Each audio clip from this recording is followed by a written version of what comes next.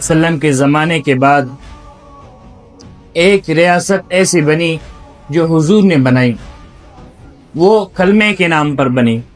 اس کے بعد 1400 سال تک کوئی ایسی ریاست نہیں آئی جو صرف اور صرف لا الہ الا اللہ محمد الرسول اللہ کے نام پر بنے۔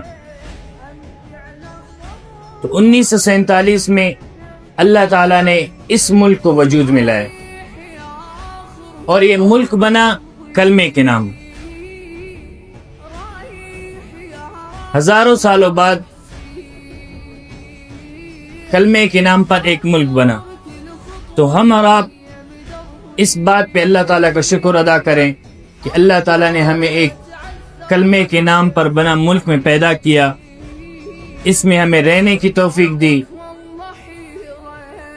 حضور کی ایک حدیث ہے، حضور صلی اللہ علیہ وسلم فرماتے ہیں کہ جس شخص کو یا جن قوم کو اللہ تعالیٰ ایک نعمت دے اور وہ اس نعمت کا شکریہ اس طرح ناچ گا کر ادا کرے، فرمائے لعنت اللہ، اللہ تعالیٰ کی ان پر لعنت ہوتی ہے۔ تو ہم اور آپ دیکھیں کہ اس پوری دنیا میں آپ مجھے اٹھ کر دکھا دیں 1 انچ زمین کا جس پر اللہ کا قانون نافذ ہے۔ 1 انچ زمین کا دکھا دیں مجھے، آپ نہیں دکھا سکتے پوری دنیا میں۔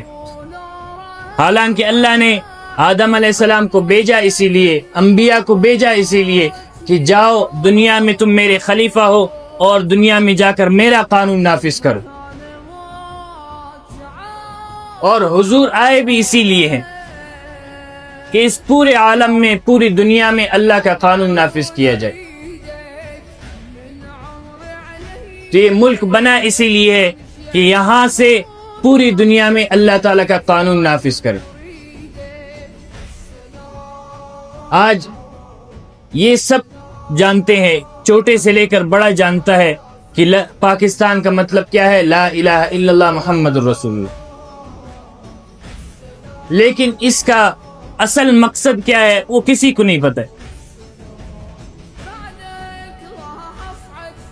ہمارے علماء فرماتے ہیں کہ پاکستان صرف نماز پڑھنے کے لیے نہیں بنا ہے، نماز امریکہ میں بھی مسجدیں موجود ہیں،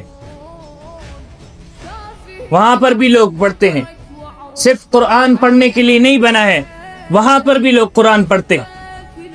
یہ بنا ہے تو رسول اللہ کے دین لائے ہوئے دین کو پوری دنیا میں نافذ کرنے کے لیے، اللہ کے قانون کو پوری دنیا میں نافذ کرنے کے لیے۔